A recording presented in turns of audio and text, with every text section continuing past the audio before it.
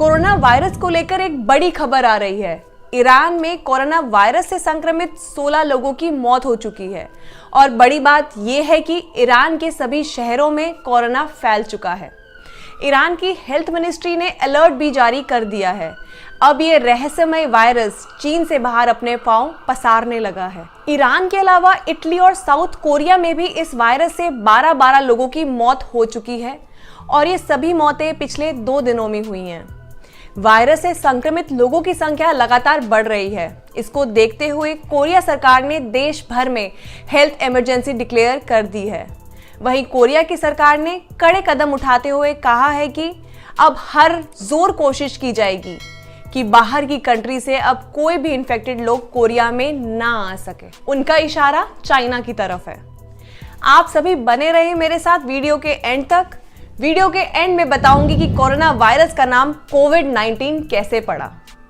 अच्छी खबर यह है कि चीन में कोरोना वायरस के नए केसेस में अब काफी कमी आने लगी है, लेकिन अब बाकी की एशियन कंट्रीज जैसे कि साउथ कोरिया, ईरान और जापान में केसेस लगातार बढ़ रहे हैं।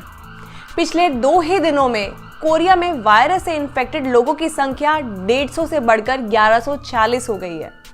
वहीं जापान में 852, इटली में 323 और ईरान में 95 लोग इस वायरस से संक्रमित हो गए हैं। कोरोना वायरस के फैलते प्रकोप को देखते हुए भारत सरकार ने 4 नए देश नेपाल, इंडोनेशिया, वियतनाम और मलेशिया से आने वाले सभी पैसेंजर्स को स्क्रीन करने के आदेश दिए हैं। इसका मतलब ये हुआ, अगर किसी भी इंडियन पैसेंजर को कोरोना वायरस के सिम्टम्स मिले तो 14 दिनों तक क्वारंटाइन में रखा जाएगा और फॉरेन नेशनल्स को अपनी कंट्री डिपोर्ट कर दिया जाएगा। China, Hong Kong, Japan, south Korea, Thailand और सिंगापुर से आने वाले सभी पैसेंजर्स को तो पहले से ही स्क्रीन किया जा रहा था। साथ ही भारत सरकार ने सभी सिटीजन्स को ट्रैवल एडवाइजरी भी जारी की है कि सिंगापुर में नॉन एसेंशियल ट्रैवल करने से बचिए। मतलब अनलेस एंड अनटिल कोई बेहद ज़रूरी काम हो, जैसे कोई business meeting etcetera, Singapore travel मत कीजिए। ये एडवाइजरी इसलिए भी जारी की है क्योंकि भारत से सिंगापुर बहुत से लोग घूमने के लिए जाते हैं। भारत सरकार कोई चांस नहीं लेना चाहती, कोई ढील नहीं बरतना चाहती, क्योंकि पता है इंडिया में अगर ये फैल गया तो रोकना मुश्किल हो जाएगा। बेहतर है टाइम रहते सभी एहतियात कदम उठाए जाएं। आइए सुनते हैं हेल्थ मिनिस्टर डॉक्टर हर्षवर्धन जी का क्या कहना है भारत की कोरोना से निपटने की तैयारी को लेकर। कोरोना वायरस के संदर्भ में भारत सरकार ने सारे दुनिया में सबसे पहले एक्शन लेना शुरू किया। विश्व स्वास्थ्य संगठन से भी जब उसने कहा कि ये इंटरनेशनल हेल्थ इमरजेंसी है, उसके भी 2 हफ्ता पहले हमने काम शुरू कर दिया था। और देश के अंदर आज 4 लाख से ऊपर तो हम पैसेंजर्स को जो चाइना से आ रहे हैं उनको सारे अपने एयरपोर्ट्स पर स्क्रीन कर चुके हैं। 645 जो बच्चों को वहाँ से लेके आए उनको भी यहाँ क्वारंटाइन में रख के उनको भी डिस्चार्ज कर चुके हैं। 3 जो पॉजिटिव केसेस आए उनको भी ठीक करके डिस्चार्ज कर चुके हैं। हमने पर्याप्त प्रयास पहले दिन से किए, उसका नतीजा ये है कि 135 करोड़ के देश में केवल 3 पॉजिटिव केस आए, वो भी ठीक होकर डिस्चार्ज हो चुके हैं।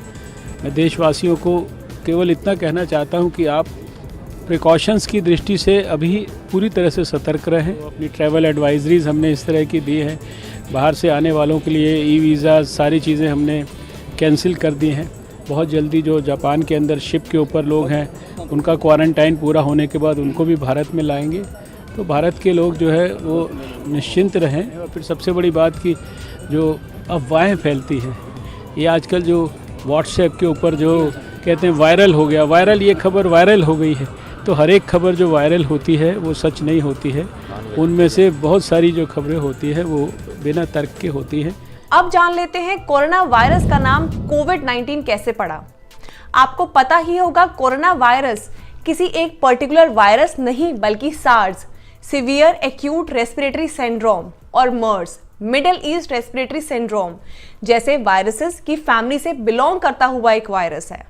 अब साइंटिस्ट ने इसका नाम बदलकर कोविड-19 कर दिया है, जिसमें CO stands for corona, VI stands for virus, D stands for disease and 19 मतलब कि 2019 में ये पहली बार आया था। आप सब में से बहुत से लोग मेरी वीडियोस देखते हो, लेकिन अभी तक आपने सब्सक्राइब नहीं किया है। क्यों? कर लो ना यार प्लीज सब्सक्राइब। मेरे द्वारा दी गई जानकारी अगर आपको अच्छी लगी हो तो कमेंट करके ज़रूर बताना, और अगर कोई इम्प्रूवमेंट का स्कोप हो तो वो भी कमेंट करके ज़रूर बताना।